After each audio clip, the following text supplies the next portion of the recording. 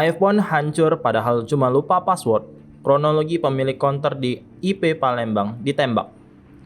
Kronologi Angga, pria asal Kabupaten Ogan Ilir, Oki, menembak pemilik konter di International Plaza, IP Palembang. Angga menembak pemilik konter di IP Palembang bernama Novi Hardi karena handphone yang ia perbaiki bukannya diperbaiki, malah hancur. Emosi handphonenya hancur padahal cuma lupa password meluapkannya dengan tembakan airsoft gun di IP Palembang. Kapolsek IT 1 Palembang, Kompol Ginanjar alias Sukmana mengatakan kejadian ini bermula saat pelaku memperbaiki ponselnya di konter milik korban di IP Palembang.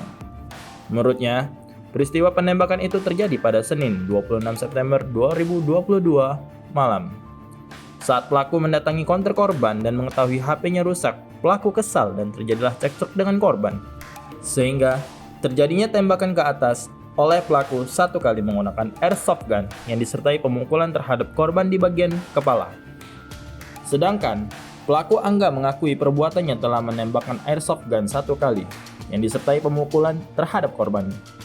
Angga menjelaskan bahwa airsoft gun tersebut dibeli seharga 4,5 juta di Perbakin dan telah memilikinya 5 bulan terakhir.